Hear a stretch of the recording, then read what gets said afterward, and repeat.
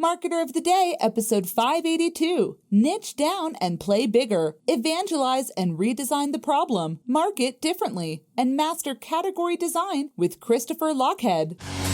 Hey everyone, and welcome back to the Marketer of the Day podcast. We're chatting with Christopher Lochhead, and he is the host of the Legends and Losers podcast, and he's the producer of the 6 Minutes of Legendary podcast. And he has a book out there called Play Bigger: How Pirates, Dreamers, and Innovators Create and Dominate Markets. And he's done all kinds of crazy stuff. And Christopher is a category designer, and we're going to hear all about what it means to be a category king and dominate your market and do all these crazy things. So Christopher, glad to be talking to you today.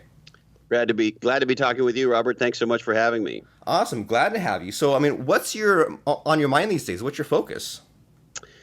Well, the big thing I've been working on lately is my new book with Heather Clancy, Niche Down, comes out. And so that's been an exciting thing to work on and complete and get ready to launch. Awesome. So niche down, how to become legendary by being different. What's that all about? So my first book, Play Bigger, the folks at Forbes said that it was the sort of how-to guide for building the next Google, Amazon, or Facebook, which, is a very kind thing to say. And it's about this concept of category design, which we could talk about if you like. That book came out almost 2 years ago now. And the number one question I've gotten since Play Bigger came out is, how does designing my own category apply to me in my career, apply to me as a youpreneur or solopreneur, or apply to me as a small business? Because most of what we talk about in Play Bigger is, if you will, big E entrepreneurs who operate in Silicon Valley. And so niche down is the same concept. How do I design and dominate a new niche, but applied to you in your career or you as a small E entrepreneur? Awesome. I love it. And I'm glad that you're filling that gap, because I read Play Bigger, and I also read something that was like some book from like the 1960s, which was, I think, like the 21 Immutable Laws of Marketing, which was something like, how to, like, only the piece of dominating your market, but it spoke in such huge terms like, Coke has this huge span of the market, and then Pepsi has a smaller span, and then the rest on the way down have these smaller little segments. And I was thinking, well, how does that really apply to me as, having 5 employees or less? And then so similarly with Play Bigger, I love it when you talking about how to create the next Uber or the next 5-hour energy, where you're just all over the place, where you're associated with this thing. And then if someone came out with another 5-hour energy knockoff, people would say, oh, that's like a 5-hour energy. And I definitely felt like a little bit of that disconnect, not too much, but I was just kind of like, okay, well, you're talking in these huge terms of creating a Google, but I thought, okay, well, how does this apply on a smaller scale to me? So I'm glad that you're going in that direction. Yeah, that's exactly what our mission is with Niche Down. Okay, so to maybe catch everyone up, since we threw out some of these terms like category design and things like that, can you explain what Play Bigger is all about, and what the problem is and how you solve the problem? Yeah, absolutely. If you look at what most of us get taught and sort of unconsciously believe, we get taught that the best product wins. And we get taught that the way to be successful in life as an individual or as a company is I design a legendary product or service, and I design a legendary company to deliver that product or service, and I subscribe to the build it and they will come kind of model. And the best example of this that I've heard, do you remember the movie Something About Mary, Robert? Yeah, Ben Stiller. Yeah. Well, if you remember in the movie, there's a scene, it's one of my favorites, where Stiller is in his car, and he picks up a sort of rogue hitchhiker who turns out to be kind of a serial killer, played by a hysterical comedian named Harlan Williams. And if you ever get a chance to see Harlan live, I'd recommend it. He's priceless. Anyway, in the scene, if you remember, they get to talking, and Stiller's asking Harlan about sort of his plan for being successful in life. And Harlan says to him, he says, well, that infomercial, 8-minute abs? I'm going to come out with 7-minute abs. And Stiller looks at him and goes, oh, that's interesting, but what are you going to do if somebody comes out with 6-minute abs? And the truth is, most entrepreneurs, most of us in our careers, most youpreneurs, solopreneurs, make an unconscious, unquestioned decision to play that 6-minute abs game. That is to say, I'm going to compete in an existing market, and I'm going to win with a I'm better than them strategy. And it turns out, Robert, that's exactly the opposite of what legendary entrepreneurs do. And frankly, if you start to look at any individual, any artist, any musician, any scientist, any political leader that you respect or admire, they didn't do that. They became known for a niche that they own. And they did it by being unique, by breaking or taking new ground. And they purposely, intentionally did something different, not better. And yet most of us fall into that better trap. Right. I think we're all guilty of that. And what really hit home for me along those lines in your book was the Henry Ford quote: if I asked people what they wanted, they would have said faster horses. And then thinking about back when iPhones first came out, the norm was to have a BlackBerry sort of phone, right? And have this whole keyboard. And then right around that time, the Verizon and LG phones had the stupid like slide out keyboard that came underneath. And then Apple sort of took a risk and did something totally different. And everyone thought that they were crazy because it was all screen. But then you look at most smartphones now and they are now playing catch up. So it's easy to say, it's easy just to say, okay, well, I don't want to just be, twice as much as my competitors or try to, do more of what's out there. I want to be unique. So how do we get there? Is it a matter of just always be experimenting and having all the side projects so that maybe we can iterate and repurpose? Or how do we kind of have this creativity, this uniqueness without creating a lot of stupid stuff? Yeah, great question. So if you take iPhone as an example, what most people would say, particularly here in Silicon Valley, and I've spent the bulk of the last 25 years in Silicon Valley, the people would say, oh, well, Apple won because they had a better product. Now, there's no question the iPhone's a legendary piece of technology, and I'm a huge fan of making great products, and you have to have great products. So I don't want to quote Archie Bunker, anybody to misconstrue what I'm about to say. But that said, Apple did not win because they had a better product. Steve Jobs redesigned the problem. In other words, the problem the BlackBerry solved was primarily an email communication problem. And that's why it became so popular, and it was the original category king in that domain. Jobs redesigned the problem around personal communication. And so when he looked at it that way, he thought about how do I have these apps? How do I communicate? How do I access the internet? How do I collaborate as social media was first really starting to bloom? And so it was a completely different kind of experience. And so as a result of that, he reimagined the problem in a completely different context. And he didn't make the mistake that most entrepreneurs make, which is he didn't throw his product into the world and have a features conversation. He had a conversation about a problem called, how do I live a digital mobile life, as opposed to how do I use email on the road? And when he taught people the importance of addressing the problem called, how do I live a digital mobile life, as opposed to just communicate on email, and when the world saw things the way he did, pow, he sold over 1 billion phones in less than a decade. And so most people would say, oh, it was just a better product. What legendary category designers do is they don't do traditional marketing. They create a niche. They niche down. That is to say, they teach the world how to think exactly about a problem the way they do. And when the world sees the problem the way they do, bang, they need that solution. They can't unsee it.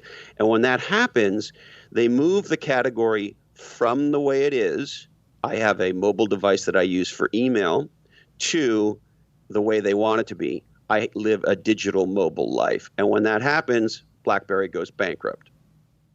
So it sounds like, as you're explaining that maybe the problem is that a lot of people are being short-sighted and like you said, being stuck on the features. So we need to maybe pull way back and maybe even start from scratch and look at the beginning. And so if everyone's playing this game of, checking email on their smartphones and things like that. We need to go back to the very beginning and think, okay, well, what problem was this supposed to solve to begin with, or how is this supposed to make our lives easier?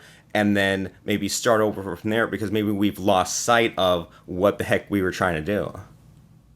Or maybe we have a completely different interpretation of the problem. There was nothing wrong with RIM, the maker of BlackBerry's point of view on the problem, and they were incredibly successful and they became the category king until Apple redesigned the problem. And here's the aha. Nobody buys a solution until they have a problem. And most entrepreneurs scream, solution, solution, solution. And if you are competing in an existing niche designed by somebody else, you can't win. And so legends evangelize a problem to establish the leadership position in a whole new category. And when that happens, here's the distinction, Robert. Most people compete for share in an existing market category or niche. That's what branding is. That's what marketing is. Legends don't do that. Legends create their own market. And it's the distinction between competing for existing share versus creating whole new demand.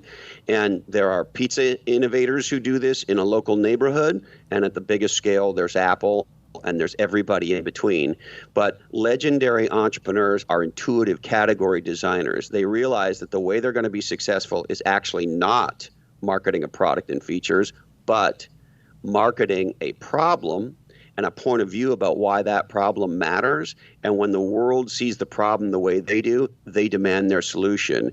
And most importantly, legends don't want to be compared to anyone else. They want everyone that comes after them to be compared to them. They want to break and take new ground. And that's what niching down, that's what designing categories is all about.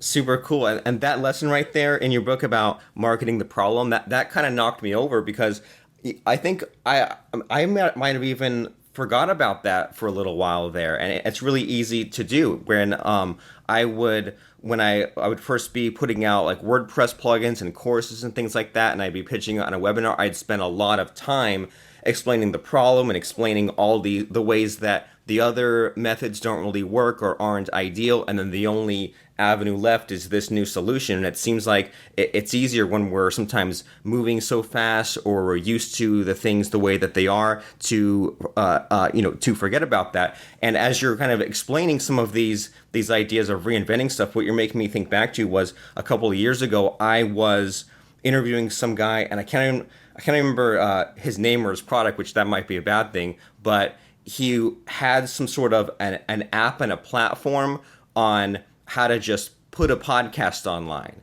where, you just fire up your app, you push the button, you speak it out, it adds the music, it adds the ads, you put it online, he hosts it for you. And I thought, that's sort of what you're talking about, right? Because everyone else was marketing, here's this other way to make a website, or here's this other podcasting plugin, or things like that. But he was just like, I'm going to throw out the whole thing and give you something totally new. And then now the problem is, well, everyone else is super inconvenient and expensive and everything else. My way is the easy button.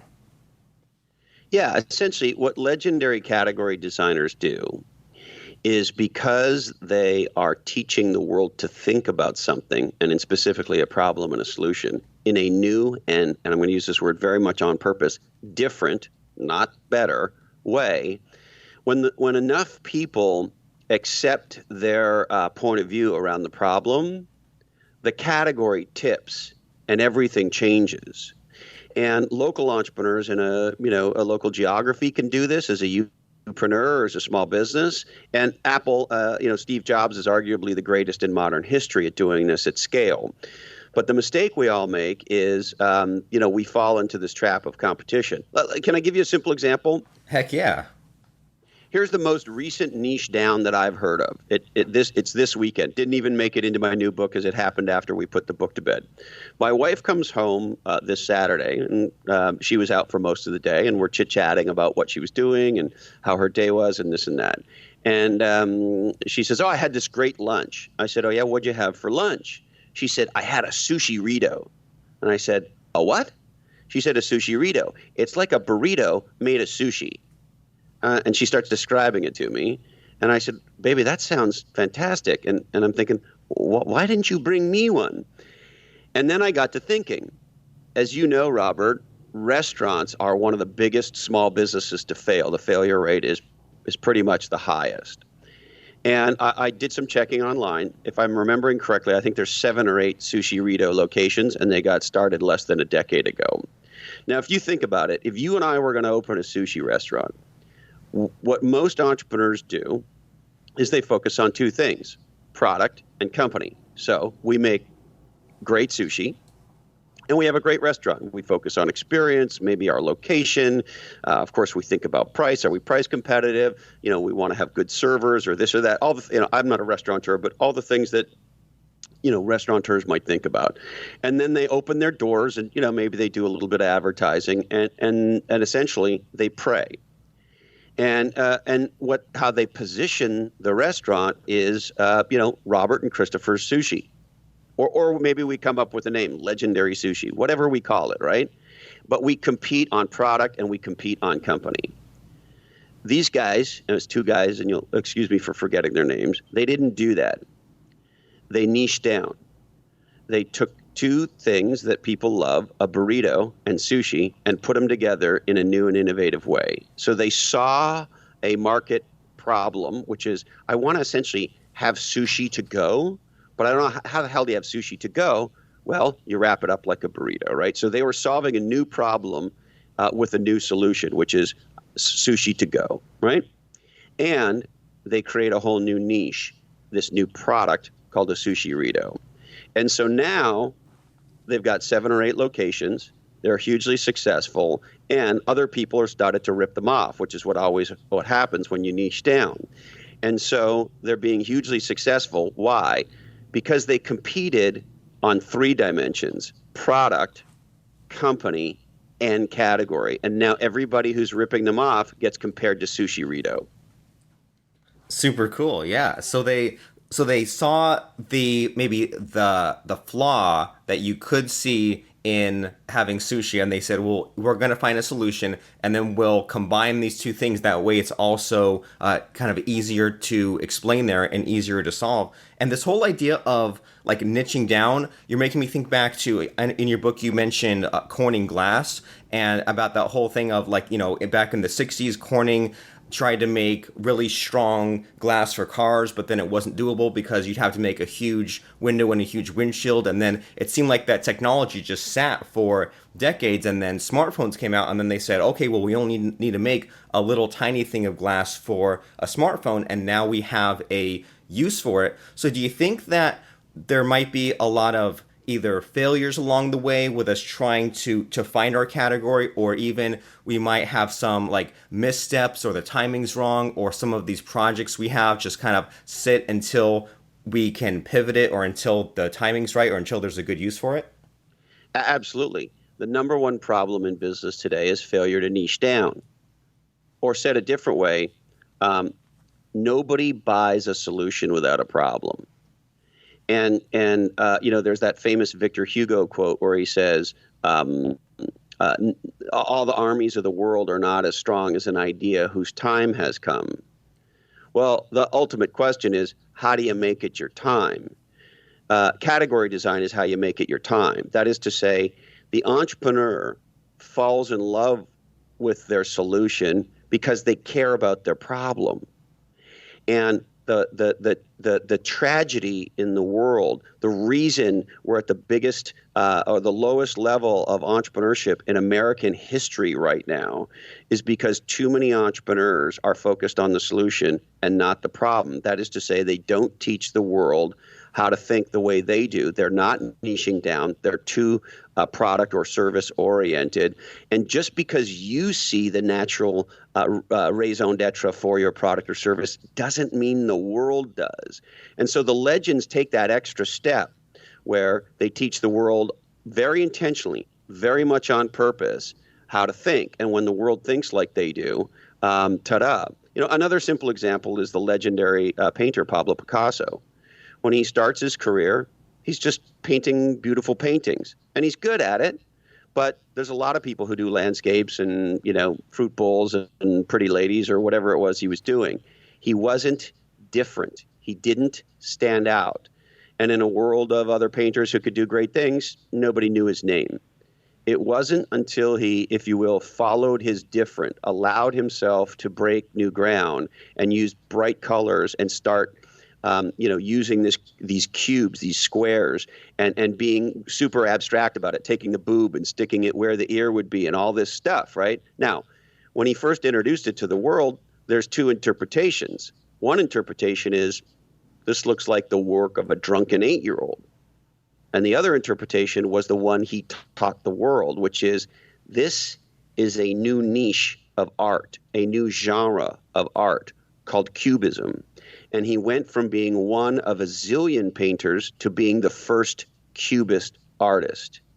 And so the biggest mistake in marketing is thinking that the brand makes the company or the product. That's not freaking true. The category makes the brand. I would posit to you, Robert, that you and I would not know who Picasso was were it not for the niche he created called cubism. He's the category king of cubism. And the problem most entrepreneurs make, and frankly, the problem most of us make in our careers, is we're all out there trying to be the 67th cubist artist rather than being the category designer of our own niche of art. I love it. Yeah, I mean, you're so right. Like, if you say, there's a Pablo Picasso painting, I have a picture in my head of what that's like, but then you might throw out one of hundreds of other artists, and I'm thinking, well, I've heard of that artist's name, but I have no idea what the heck they even made. They don't stand out. I wouldn't even know one of their paintings if I even looked at it. Whereas, like, even if you saw like some kind of like goofy abstract painting, you'd say, oh yeah, that's like a Pablo Picasso because he created that category. So I mean, wonderful stuff. And I want to make sure that in these last few minutes that we touch on this niche down concept. So we explained that whole thing about playing bigger and category design and making your own category. The category makes the brand. So now how does this apply to the rest of us here when we're niching down? Well, the number one thing is to understand that context is everything. And so what's the conversation that you want to have? I'll give you another example. There's a lot of toy manufacturers, and most of them are completely indistinguishable. There's a gal named Debbie Sterling who about a decade or so ago graduated Stanford University with a degree in engineering and product design. And one of the things she looked at was toys for girls. And she saw something that no one else saw, which is there were no engineering-oriented toys for girls. There were mechanosets and Legos, but those things were typically targeted more towards boys. So she went to go get a company funded and founded to focus on what today are called STEM toys, STEM being an acronym for science, technology, engineering, and math. Well, she didn't get anywhere. The toy industry wasn't interested. None of the venture capitalists in Silicon Valley would fund her. And so she started a Kickstarter. She raised almost $300,000, and today her company, Goldiblocks, is a multi-million-dollar success. And she has partnered with the Girl Scouts of America, and the Girl Scouts today, Robert, have STEM badges. And so by her willingness to have the courage to be different and to solve a problem that she saw that no one else saw, which is girls wanted to be able to learn science, technology, engineering, and math at a very young age with fun toys. And we had toys along those lines for boys. Why not specialize them for girls? She believed in what you could think of as her point of view. She focused on that problem. And today she's a legendarily successful entrepreneur who not only is successful in her own right, but most importantly, is making a giant difference in the world. And that at its core is how you niche down. So do you think there's a secret to being catchy? Like the whole brand that Debbie Sterling created, that Goldiblocks, it's like, how do you be different without being too weird? Is it a matter of like talking to enough people and refining your idea, or is it a matter of like absorbing what other people want? Like, how do you kind of have that blend of you you can connect with the problem, you can have your own uniqueness, but then it's also not something super weird and out there. What I'm telling you, be super weird and out there, but Okay. teach the world why that super weird and out there matters. In other words, the evangelize the problem. The E in CEO stands for evangelist, and category designers evangelize their problem. You know, my friend Eddie Yoon, the author of Super Consumers, which is an incredible book, he makes the distinction between mercenaries and missionaries. And you know, sooner or later, when things get tough, mercenaries are going to tap out. Missionaries will crawl through burning glass to make their vision happen. And so when you go on a mission to evangelize a problem that you think matters, if you're able to get enough people to view that problem the way you do, then your level of thinking will tip. And when that happens, all of a sudden, the toy industry goes from thinking, oh, Debbie, this is a nice idea. Maybe it'll work as a charity or whatever, but it's not going to fly, to, oh, shit. Maybe we should have listened to that gal, because STEM toys for girls are one of the newest, biggest, most important things happening in the toy industry. Awesome. So it sounds like you're converting, you're building this, following this movement, so that you created this thing, you get everyone else on board. Now it's not just you. Absolutely. Legendary category designers build an ecosystem of people. People subscribe to their point of view. They sign up for their mission. They believe in the cause. And once you believe in it, then you got to have it. So you said that this niche down book, it has a lot of things in it that apply to solopreneurs and career-minded people. So what in this book is new or special for this particular crowd? Well, the big thing, the concept of category design is consistent throughout both books.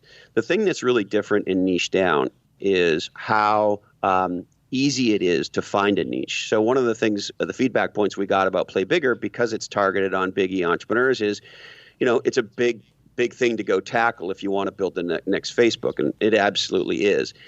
If you want to niche down, you can go try to be a Mark Zuckerberg by all means, but there's also little ways to niche down. I'll give you another simple example. My buddy Tim Rode is a former real estate agent, and he became one of the top 10 realtors at Century 21 when he was an active realtor, and he sold over 2,500 homes in less than 20 years. And you'd say, well, how do you create a new category of realtor? That's not possible. Well, it turns out it is. Here was his niche down. He realized that basically the positioning strategy of every realtor he had ever heard was, I'm your gal or guy if you want to buy or sell any home in this neighborhood. Translation, no differentiation whatsoever. And they compete on, I'm a nice gal, I'm a smart guy, I know the geography, etc. Translation, they compete on, I'm better than everyone else. And most of them don't do very well. Tim decided to niche down. He had this aha. He wanted to work for only sellers, not buyers, and this is the really big part, sellers who wanted to sell fast. And so he developed a point of view around what it took to sell your house fast. And his mantra, his point of view, his tagline was, call Tim Rode and start packing. And what he said was, listen, if you're somebody who wants to price your house way above the market because you don't want to get real about that your house isn't worth $1 million, it's actually worth $750,000 or whatever the pricing was, and you're going to let this thing sit on the market for 180 days, and then you're going to lower the price and all this sort of stuff, here are 3 realtors you should call. If you want to sell your house this weekend, call me. Call Tim Rode and start packing. And that very simple, very tight problem definition, how do I sell my house fast? And his point of view around the problem, call Tim Rode and start packing. That is to say, don't be confused. If you call me, this house is going to move, and we're going to price it right, and we're going to stage it right, and we're going to get it sold this weekend.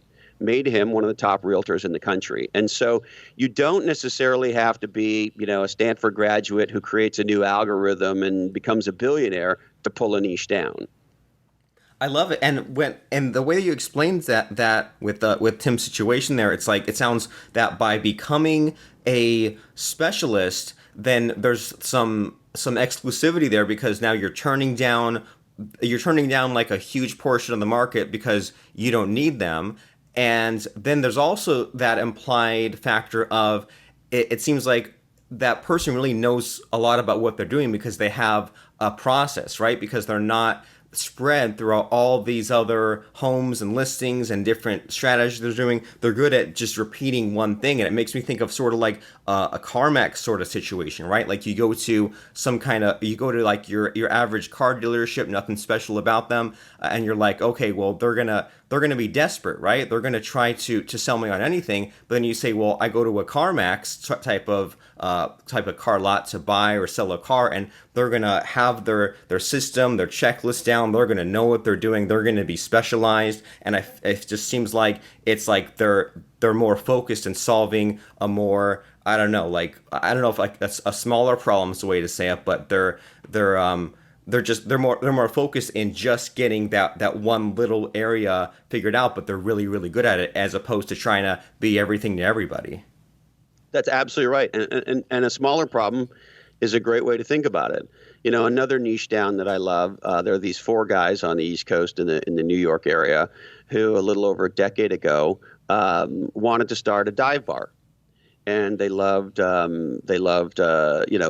rock music, Rush and classic rock music. They loved craft beers and burgers, and they also loved old school video games, Pac-Man and all that great stuff, right? And they love to hang out and do this stuff together. And they thought, well, why isn't there a bar that has that? Now, if you think about restaurants and bars, like we talked about with Sushi Rito, there's a huge failure rate, and there's a million dive bars that are completely undistinguished. Well, these guys, the CEO's name is Pete Carmazian, they were intuitive category designers. So as they're creating their first bar in Brooklyn, they think, why don't we put some of these video games in the bar so we can do this? And they try to recreate what they like to do in their own living rooms, right? Well, they get real smart about how to do category design, even though I'm sure they didn't know that's what they were doing. They call the bar the world's first arcade bar. So they declare their niche. So it's not just a regular dive bar, it's an arcade bar. And this is the genius of niching down and branding together. And it's also why branding doesn't work without designing the niche. So the niche is arcade bar, and guess what the brand is? Barcade. They tie the brand and niche together. And today their tagline is the original arcade bar. And there's a chain of them. I forget exactly how many, but there's many of them. They're hugely successful, and that's what their differentiation is. Again, they didn't write the next algorithm. They aren't transforming the insurance industry. It's a dive bar, but it's a dive bar that carved out its niche that's thriving.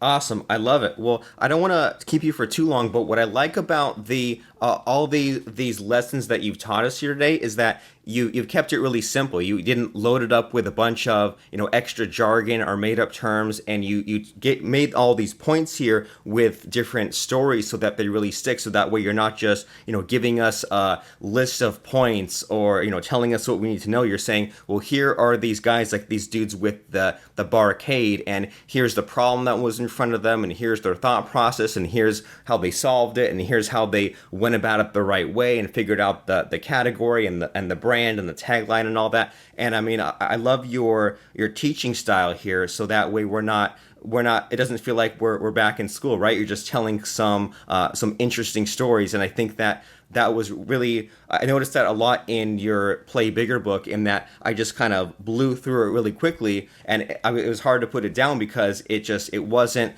I didn't have to like stop and take a bunch of notes and like list out these 25 things. It was like, okay, I get this point he's making from the story, and sometimes there's this sort of catchy phrase like category design, but it wasn't too overloaded. So I really love that, and I want to make sure that I want to make sure that we know about your books and where to find out more about you. But right before we do, I'm curious, out of all the crazy scenarios and things you've come across and stories you've heard and all the adventures and travels you've had, if you could send a message back to yourself 10, 20, 30 years back in time, is there like a really big, important, simple lesson that you could tell your past self if you could?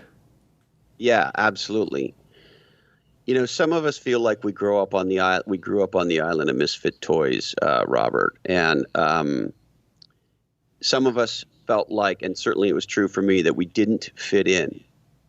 And here's the aha. It's the people who are different who make the difference. Every single time. If you look at any field, science, religion, sports, politics, of course, business, it's the people who had the courage to follow their different, who made the biggest difference, who had the biggest impact, right? Martin Luther King was not just another pastor. And so the biggest advice I would tell myself is have the courage to follow your different. I love it. Yeah, don't try to blend in because there's only one of you. So this is fantastic stuff, and I'm personally going to have to go back and listen to this 2 or 3 or 4 times just to make sure that I absorbed all your wonderful lessons here. And I want to make sure everyone knows how to find out all about you. So can you drop some links for us and just tell us how people can keep the fun going here? Yeah, absolutely. The 2 places to find me are legendsandlosers.com and nichebook.com.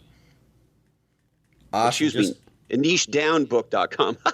Okay, don't want to miss out on that. Well, cool. And just nichedownbook.com and legendsandlosers.com. Awesome, simple branding, just like the rest of your stuff. Not like no big phrases, no crazy like letters and things like that. Just legendsandlosers.com and then nichedownbook.com, and that's Christopher Lochhead from Play Bigger and from Niche Down. So if you want to stand out from the crowd and you want to have an easier time and you want to be a thought leader and create your own category and do all these things that you might have heard here and there as a concept, but now actually put them into practice, then check out that Legends and Losers podcast, legendsandlosers.com, and then nichedownbook.com. Thanks so much, Christopher, for stopping by. Really had a fun. I hope you did too. Thanks, Robert. It was great to be with you. Awesome. Need more guests for your podcast? How about a podcast that's set up in the first place? Schedule a call with us right now by visiting doneforyoupodcasting.com.